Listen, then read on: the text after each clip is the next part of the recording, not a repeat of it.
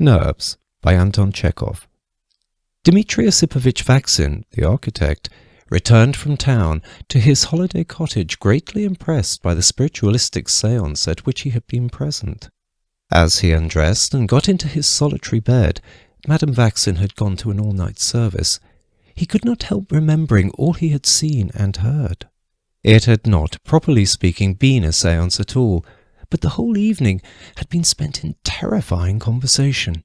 A young lady had begun it by talking, apropos of nothing, about thought-reading. From thought-reading they had passed imperceptibly to spirits, and from spirits to ghosts, from ghosts to people buried alive. A gentleman had read a horrible story of a corpse turning round in the coffin. Vaksin himself had asked for a saucer and shown the young ladies how to converse with spirits. He had called up, among others, the spirit of his deceased uncle, Klavdy Mironich, and had mentally asked him, "Has not the time come for me to transfer the ownership of our house to my wife?" To which his uncle's spirit had replied, "All things are good in their season." There is a great deal in nature that is mysterious and terrible, thought Vaksin as he got into bed. It's not the dead, but the unknown that's so horrible. It struck 1 o'clock. Vaksin turned over on the other side and peeped out from beneath the bedclothes at the blue light of the lamp burning before the holy icon. The flame flickered and cast a faint light on the icon stand and the big portrait of Uncle Klavdy that hung facing his bed. And what if the ghost of Uncle Klavdy should appear this minute? Flashed through Vaksin's mind. But of course that's impossible.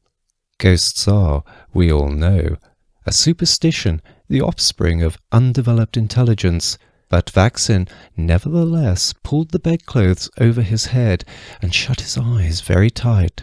The corpse that turned round in its coffin came back to his mind, and the figures of his deceased mother-in-law, of a colleague who had hanged himself, and of a girl who had drowned herself rose before his imagination. Vaksin began trying to dispel these gloomy ideas, but the more he tried to drive them away, the more haunting the figures and the fearful fancies became. He began to feel frightened. "Hang it all," he thought. "Here I am, afraid of the dark like a child. Idiotic." Tick, tick, tick.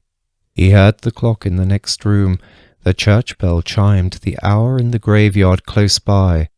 The bell tolled slowly, depressingly, mournfully. A cold chill ran down Vaksin's neck and spine. He fancied he heard someone breathing heavily over his head, as though Uncle Klavdy had stepped out of his frame and was bending over his nephew. Vaksin felt unbearably frightened. He clenched his teeth and held his breath in terror.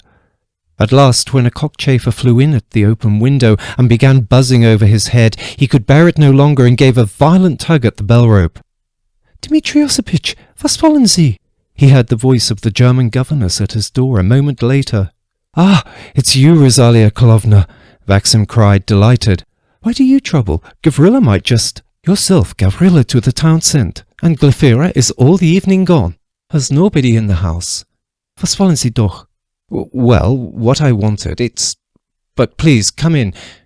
You needn't mind, it's dark." Rosalia Karlovna, a stout, red-cheeked person, came into the bedroom and stood in an expectant attitude at the door.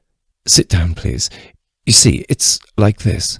What on earth am I to ask her for? He wondered, stealing a glance at Uncle Klavdy's portrait and feeling his soul gradually returning to tranquillity. "What I really want to ask you was— Oh, when the man goes to town, don't forget to tell him to get some cigarette papers.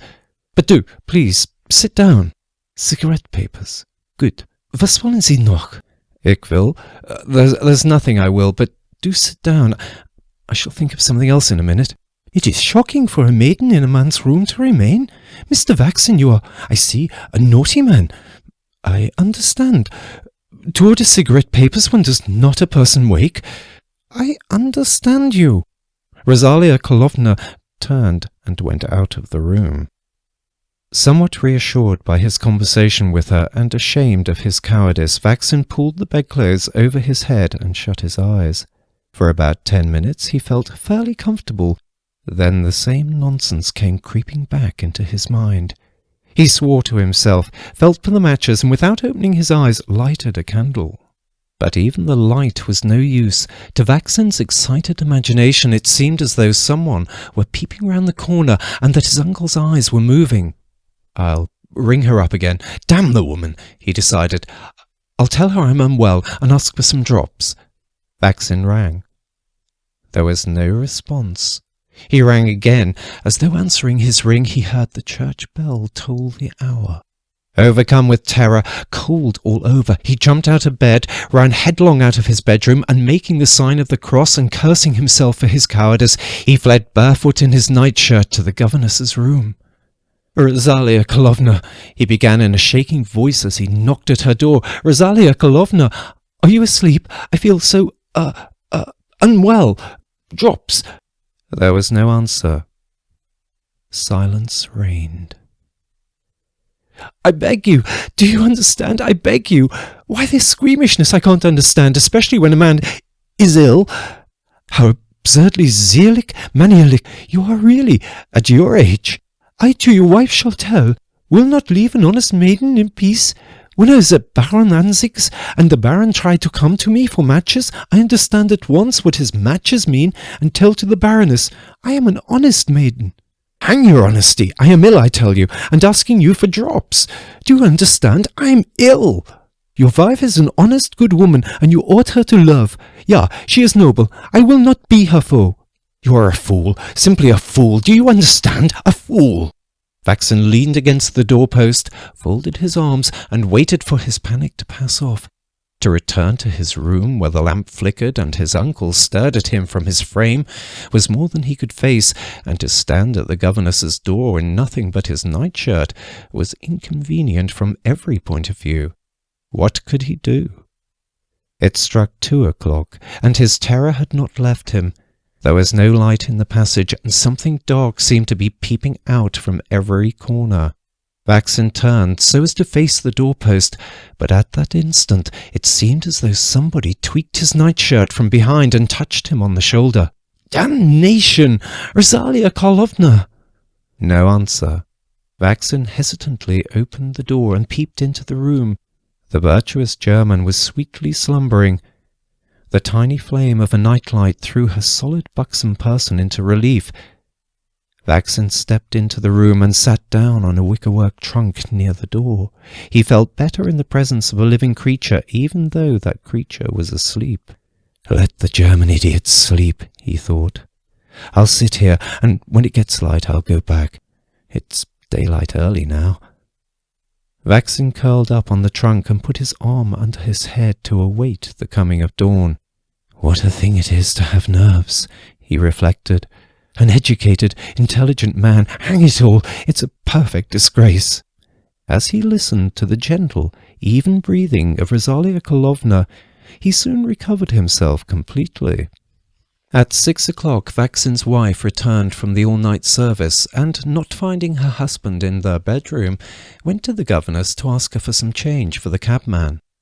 On entering the German's room, a strange sight met her eyes.